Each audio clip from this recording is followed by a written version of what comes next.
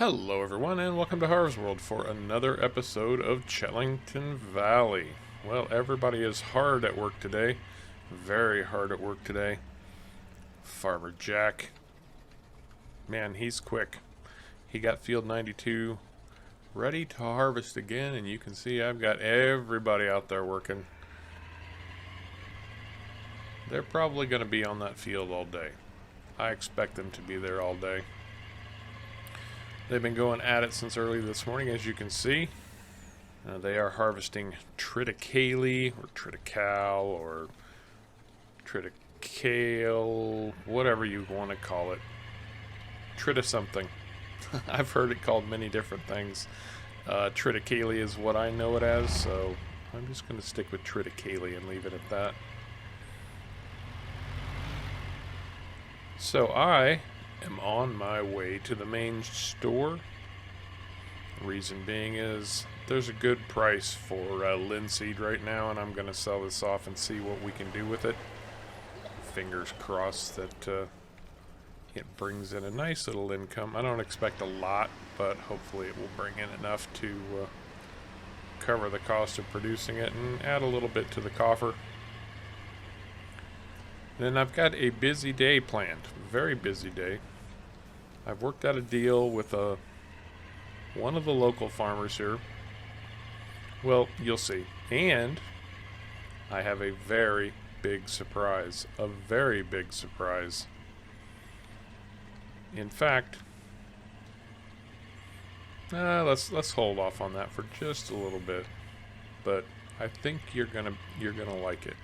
You may have noticed a little something different already, but I don't want to spoil anything. Oh, hey Jack. Hey Jack, what's up? Oh, okay. No problem.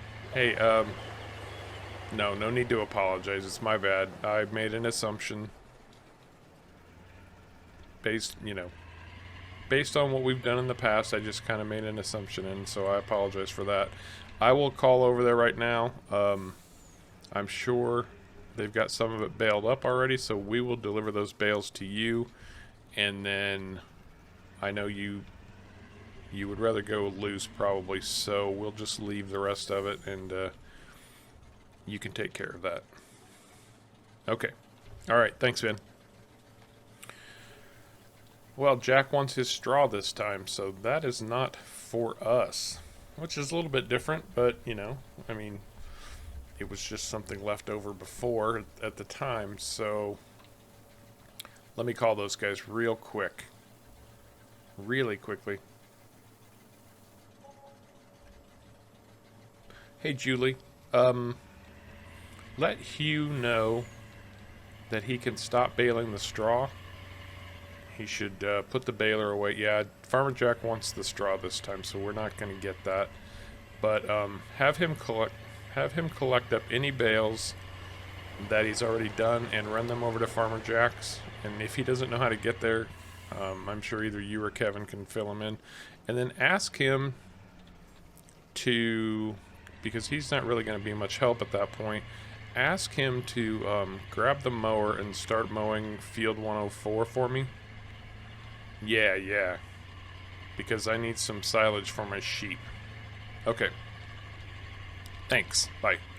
Okay. There's always business to sort out. Logistics. Anyway, I'm sure you got just that.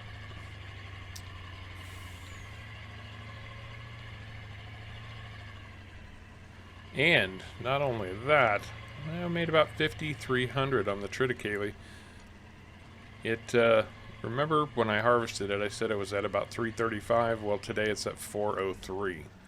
So 68 additional pounds per 1,000 liters. I would have thrown away several $100s there if I hadn't waited to sell. So there you have it. So I'm going to get back up to... I'm actually headed for Triple H today. I've got more work to do with the sheep.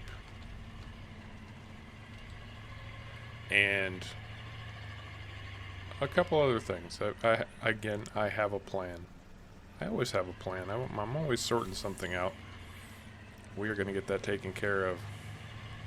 Talk to you in a minute.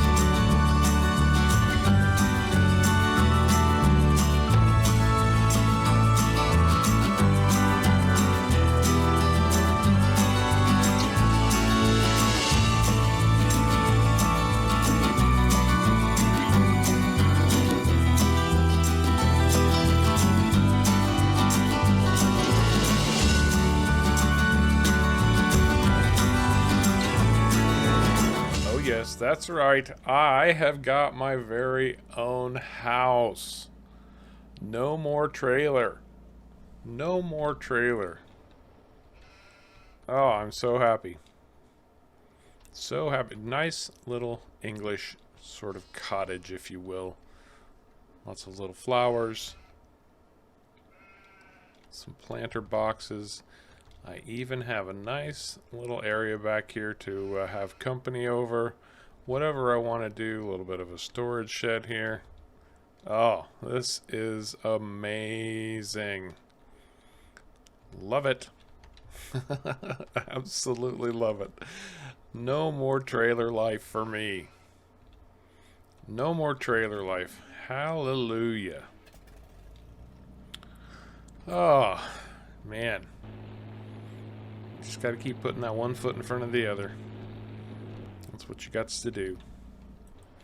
Now, as I was saying earlier, I do have my own work to get done today. I did make an arrangement with Mr. Rudolph, and I brought the pressure washer up here because this equipment up here needs to be cleaned up. Mr. Rudolph owns Field 105 right over there. Now, I don't have the money to do what I want to do just at the moment, but what I do have, well, you know, are good relationships with the local farmers. So Mr. Rudolph and I came to an agreement. Now, he owns 105 right over there by my new house. Anyway, he was looking for somebody to harvest that field for him. It's got canola in it, and I've got the equipment now for smaller fields like that. There's no way I could use my equipment on, say, Farmer Jack's field, but on a little one like this, well, that's not going to be much problem. So I'm going to harvest his canola field, and in return, he is going to lease me that field for a crop. Now, it's still not going to be cheap, you know, because he's going to lose out on a full crop, which I completely understand. And look at that. Look at that. Anyway, so it's going to be about 9,000 pounds, which I agreed to. The reason being is it's the right size field for what I want to do. Now, okay, so I made a good deal with one of the locals with as far as the sugar beets go. The sugar beets aren't going to go far.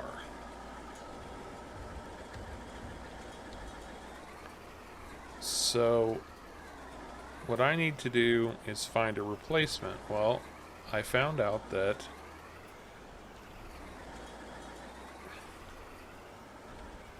am I really going to be stuck here? Really? Well, yes, Harv, you are.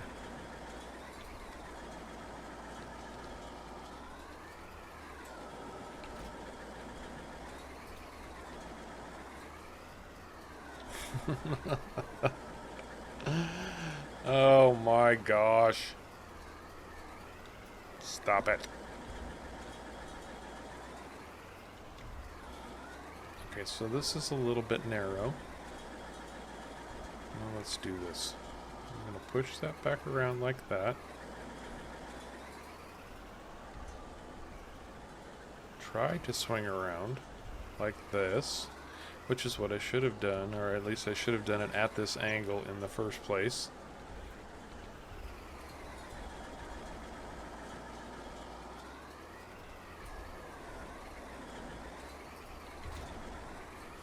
Yes, I should have come out this way. I was doing it wrong.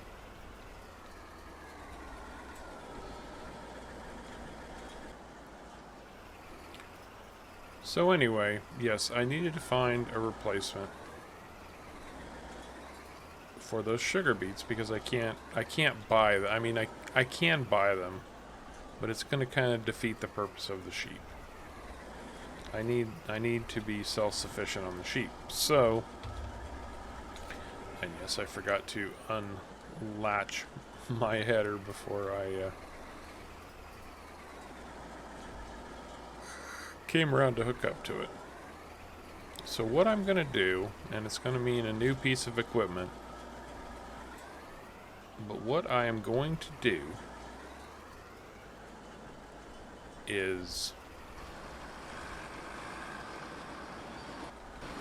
plant carrots. So I'm going to lease this field from Mr. Rudolph, and I'm going to put carrots in it. And it's a nice small field. Now carrots should yield pretty high, so one harvest of carrots, and they should be in time before the sugar cane run, or the sugar beets run out. One harvest of carrots off this field should last me a good long time.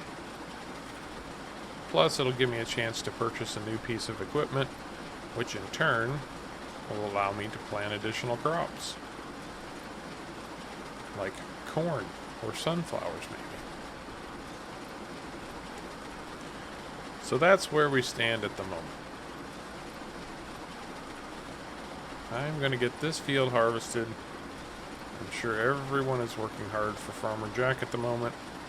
You should be coming over to start mowing Field 104 if he's not there already, because that needs to be turned into silage because I need the silage for the sheep. So there's money going out right now, and the only thing bringing it in is Harv's helping hands, because normally I would harvest my grass and sell it off as silage. Well, this time I need to keep the silage bales for those little black beauties out there in that field.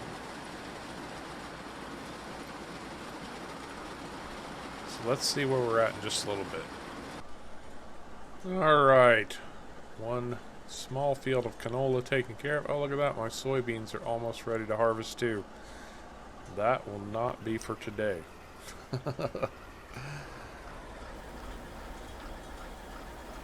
Let's transfer this to the trailer. And I've got to run these all the way up to Felmersham to deliver them for this farmer.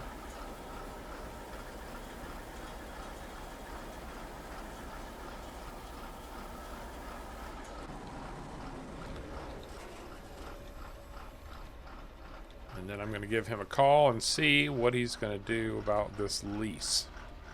This is going to be quite the trek because, well, it's no small jaunt to Felmersham, and frankly, this is not the Lightning tractor.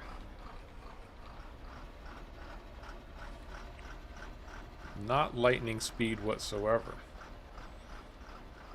So let me go ahead and get these delivered.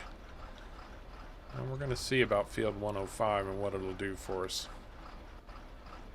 While Hugh continues mowing grass, Julie and Kevin continue working for Farmer Jack, or working on Farmer Jack's field. 92.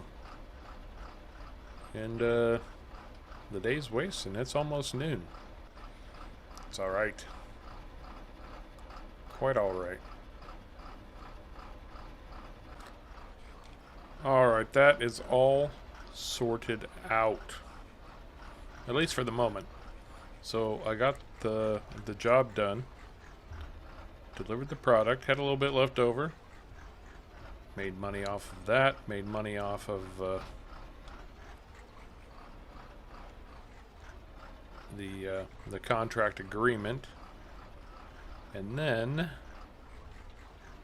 I called over to the shop and I had them send over a piece of equipment. Well, I checked in to make sure they had a piece of equipment. They did have a trade-in available. And so I've got that. I also completed the lease contract with the guy who owns 105. So right now I can do basically one crop on field 105, and then I'll turn the field back over to him. As you can see right here, we have got a very old Case International planter. That's going to let me put my carrots in. And you know what? The price was right. It was only 7,000 pounds. So I can't complain about that in any way, shape, or form. Yes, I need to make sure that I'm getting... No. Grr. I need lime. Lime, darn it. Lime. There we go. So 105 is going to need a coat of lime, and then I can get to planting.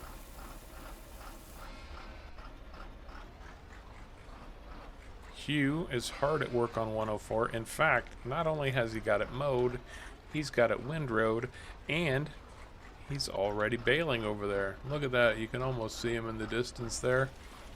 But yes, this is all for the sake of taking care of my sheep. Him on 104. Me working over here and leasing this field.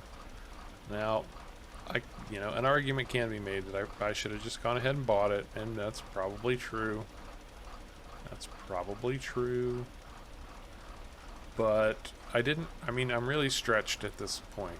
I spent a lot of money paying off hospital bills and whatnot, and just getting everything to where I'm at this point. Yes, Farmer Jack's going to pay pretty well today. But I also don't want to get so low that I don't have money for operating expenses. It doesn't do you any good to have land and equipment if you can't afford the cost of operating on them. And I know you know exactly what I'm talking about. If I can't buy seed or fertilizer or lime or pick up something here or there that I need... And I don't make the assumption that the money's just going to keep rolling in. I don't make that assumption at all. Who knows? Tomorrow every contract in the valley could dry up. Farmers don't have anything that I can do, or, they're trying to tighten their belts, so instead of paying me to do it, they decide to just take care of it themselves. That's a very real possibility. So I can't take that for granted. Not at all. I'm not going to be that foolish a business owner.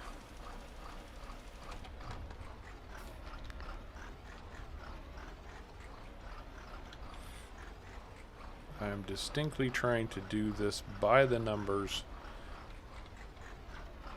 and make everything work in my favor as much as possible. And that means not making foolish mistakes or getting cocky or arrogant.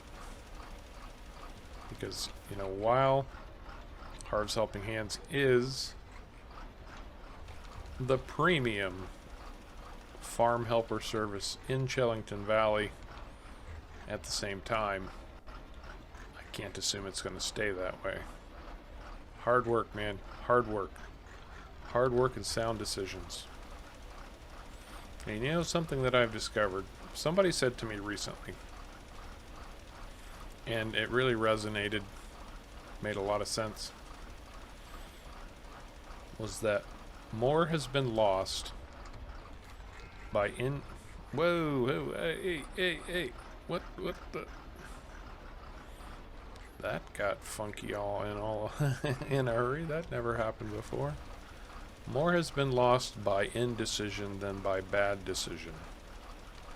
So if you just sit around waiting for something to happen, or thinking something's going to happen and it doesn't, or you don't feel like you know what you're doing, so you just kind of go and him and haw for a month or 2 or 6 or 12 or whatever.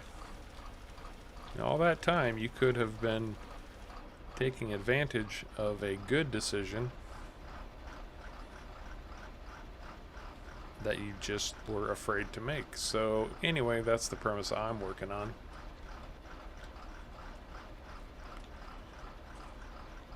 At least for the time being. Now, of course, when you run into a series of bad decisions, that can kind of affect your mindset a little bit. I'm not going to fill up too much because I don't want a bunch of lime left over. This should cover me for that last little tidbit. Go, Hugh, go. Go, Hugh, go. That guy's a worker, man. He's a worker. I mean, I just asked him to mow that field, and he didn't stop there. I mean, he's learned the ins and outs of what it takes to keep this place running, or at least, what is expected. You mow a grass field. He's pretty well figured out. The next thing you're going to do is windrow it and bale it. And he is on it like a car bonnet. Good man, that Hugh. Really good man. Alright, we've got our lime down. Let's see about planting some carrots. Let's see what we can do with that. Shall we? Yes, let's. And yes, I'm sure you've discovered at this point that I did, in fact, swap tractors with Hugh very early on. This thing is bigger than I imagined it would be. And there's our leftover hay bales from the other day. We did have some hay bales. We did have some hay bales. We did have some hay bales left over. And this is going to get... Ooh, man, I'm really low on seed again. Alright, let's see if I can get this back to the fertilizer so we can fill up the fertilizer. And then I'll worry about getting the seed in there. But fertilizer first. Since I don't have the front lifter on the farm all. Yep, looks like we can get our fertilizer in there. I want to make sure I switch this over to carrots. There we go, we are on carrots. Well, I've got more fertilizer down at Harv's Helping Hands, so that shouldn't be a big issue. Man, this thing holds a lot too. Wow.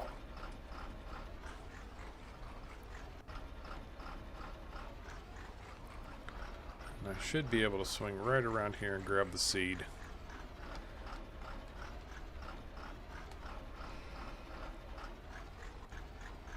Just about like so. There we go.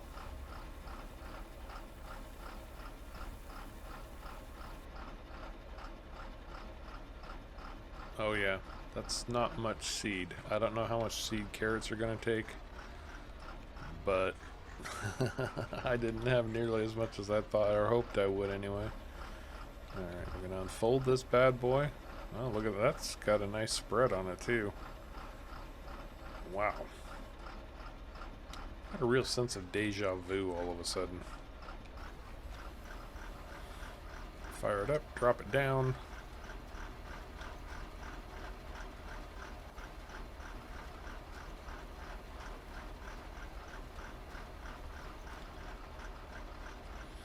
Well, it's definitely planting those carrots nicely.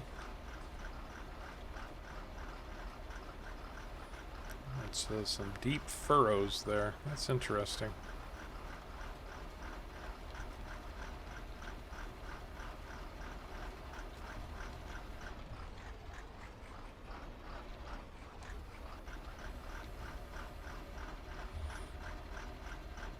Doesn't look like it's taking a lot, though.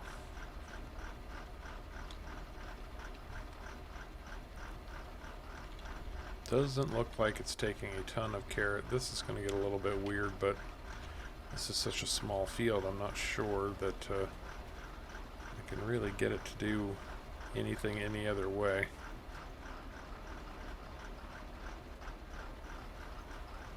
Kind of reminds me of potatoes, you know?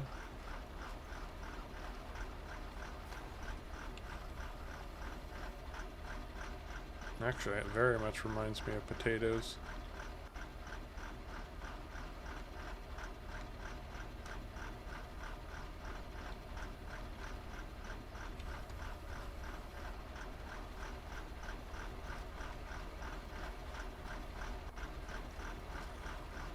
But yeah, besides sugar beets, our sheep will eat carrots, so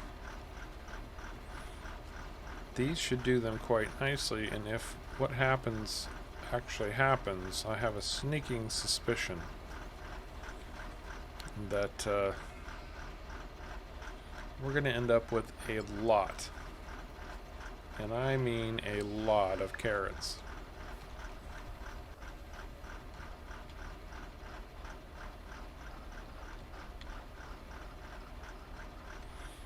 Yeah, I'll have plenty of seed to get this done. And like I said, you know, this thing will give me the opportunity to plant other types of crop as well. Like maybe corn or sunflowers.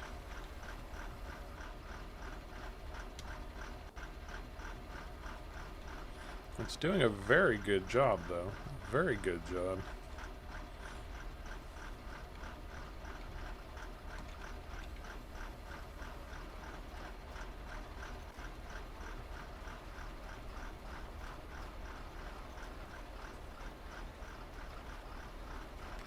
And there we go. One fabulous field of carrots. Whoa, whoa, whoa. This planter might be just a little bit much even for my biggest tractor. Nah, not really. He's just on a downhill, so he was going to try to slide out of there. But there we go. One carrot field to keep those sheep a-poppin'. Oh, so in the interim, let's see, everybody started in about 7 this morning. Julie and Kevin finished up for Farmer Jack. There's one more trailer load of triticale to deliver. I told them to go ahead and call it a day, and I would take care of that. What else? Hugh finished up over on the baling, so I told him he might as well call it a day too, and I would finish wrapping up the bales because I need to bring them over to feed the sheep anyway, which he was more than happy to do. Man, those people work hard. Really, really good workers. I've been very lucky in that regard, with one exception. He who shall not be named. Anyway. He tried. He tried hard. Come on. Come on. No, that's good. Yeah, that's just too big a piece of equipment to try to put over here with everything else. And then, last but not least, I've got a field of soybeans to harvest. I don't think the soybeans are going to get done today. I've got too many other things I need to accomplish. But it is what it is. So I think that's going to do it for this episode of Chellington Valley. I hope you enjoyed it. If you did, remember to hit the like and subscribe buttons down below. I appreciate you coming along for the ride. And until next time, take care.